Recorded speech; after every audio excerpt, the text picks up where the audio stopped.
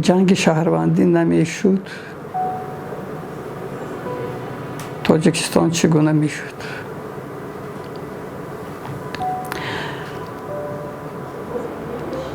اگر جنگ شهروندی نمیشد باوری کامل دارم که تاجیکستان یکی از کشورهای رشد کرده سابق اتحاد شوروی میشد.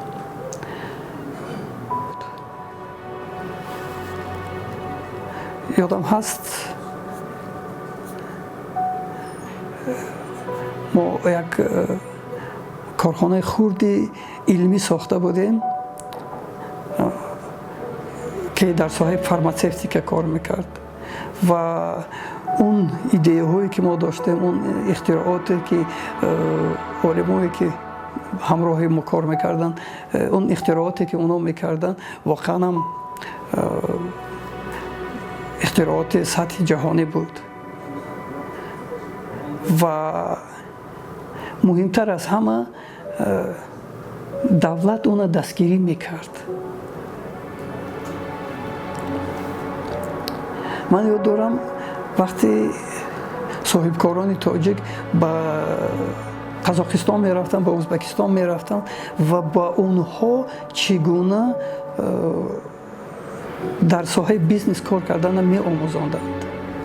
من یاد دارم که اینجا شرکت های بیرونه به تاجیکستان وارد می شدن و کارخانه های مشترک می ساختند تا اینکه از مالی که در اینجا استحصال می شد به دیگر کشورهای شوروی برده به فروش برآورند.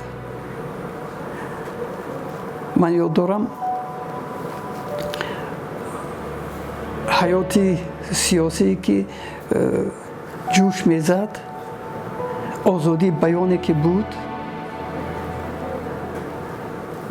تلویزیون ما هر روز یک سخن آزاد میگفت، روزنامه های ما هر روز آزادانه مقاله ها می نوشتند، سخن آزاد می گفتند و آزادانه ضد رشوه‌خواری، ضد فسادکاری مبارزه می بردند و این همه نشانه های رشد جامعه بود. اون چی که این جنگ شد و اون خرابی هایی که آن آورد اصلا شمرده نمی شود.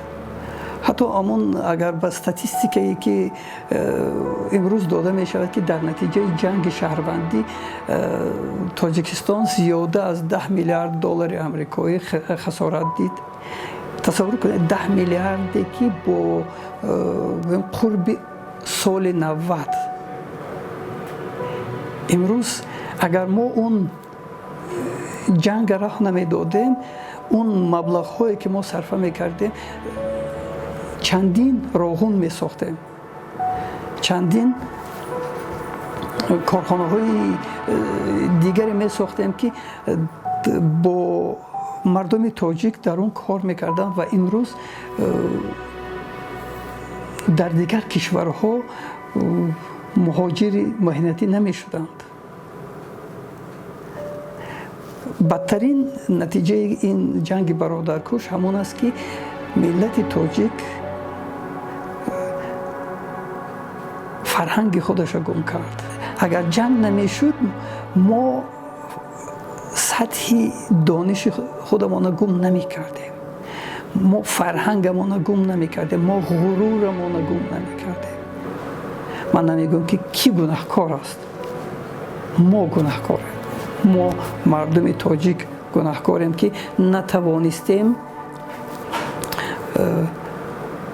نتوانستیم احساسات خودمان به دست گیریم، نتوانستیم درک کنیم که قواهای گوناگون ما را به هم میزنند و این همان نتیجه جنگ است که ما امروز همون زندگی داریم که ما امروز داریم.